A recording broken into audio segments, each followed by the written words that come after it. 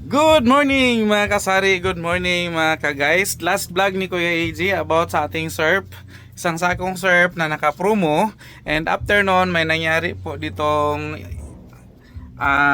incident sa tindahan dahil nahugmak na nahugno og nahunlak sa Bisaya pa guys. Bumigay kasi yung bumigay yung sampayan namin ng aming mga sabon, mga powder, mga liquid detergent at saka mga downy. And after na aking vlog, sinampay ni Mami Iya lahat itong mga syrup na isang sako. So bimigay siya. Dito yan siya, itong pangalawa. So ngayon is nagiging tatlo siya kasi bumili kami ng another sampayan. Actually sana siya guys. Ligon siya kung sa Bisaya pa. Matibay siya dahil naka GI pipe yung ginagamit sa tubig na tubo, pero bumigay talaga siya dahil sa bigat at saka hindi siya nabali.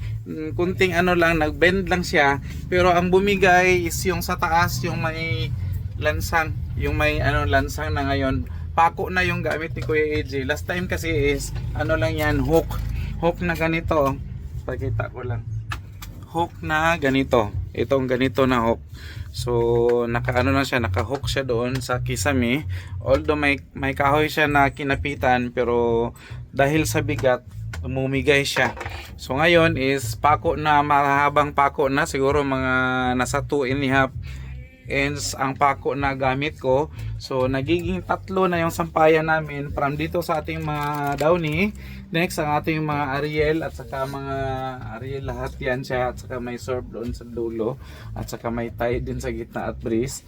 Ayan. So kung napapansin niyo guys, kung alin yung mga malalakas na mga mabibenta na mga powder, is yun ang marami sa amin. Si Breeze at saka si Tide, although mabenta din si Tide, pero ito lang yung stocks na available sa amin. Si Breeze may naghahanap din, so may konti dyan. At saka itong surf na liquid detergent is malakas din ito, kaya yan po yung aming stocks. And dito sa surf, dahil si surf talaga is mabenta, ayan, so maramihan yung mga surf na kinukuha natin. Ayan, dito sa dulo is mga wings, mabenta din yan si wings. Pero itong si surf ang dahilan kung bakit bumigay, usbon ko nahugno, nahunlak og na nahunlak og na nayagyag. So ayan po, so bago na siya, update lang tayo guys. Kung hindi siya bumigay, hindi nagiging tatlo yung aming sampayan. So nakagastos si Kuya AJ, bumili ako ng another one length na tubo, at saka siniguro ko na mas na siya, matibay. Pero aside na sa matibay siya guys, hindi rin siya bibigay dahil yung instead na dito lang siya sa pangalawang lahat sampayan is nahati na siya. So dito na siya ang iba sa pangatlo. So in terms of katong bigat niya, nakuhaan na yung bigat niya, so hindi na masyadong mabigat. So kaya na yan siya.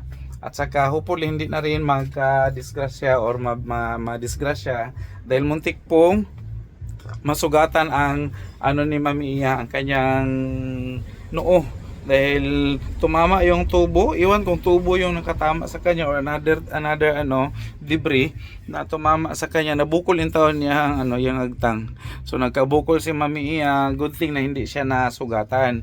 At saka bumigay din itong namin, buti na lang mahal ito, bago pa naman ang natin, electric pan, nahulugan din siya, so natanggal itong grills niya, natanggal, at saka yumuko siyang ganyan, at saka hindi din siya napuruhan.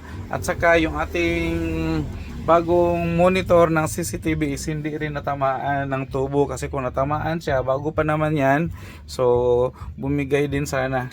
Napagastos sana ng malaki si Kuya AJ, buti na lang. At saka tubo lang yung nabili natin, tubo lang, hindi siya yung malaki ang damage. So ingat na lang, especially sa amin guys, ingat na lang kami next time dahil hindi talaga natin maiwasan. At saka minsan kahit nasa loob lang tayo ng tindahan, nasa loob ng bahay natin, pag darating ang mga ganyan mga incident is hindi talaga natin maiiwasan. So much better na careful tayo, at saka laging i-check kung ano yung mga lalo na sa mga bitayan or mga sampayan na mabibigat ang laman.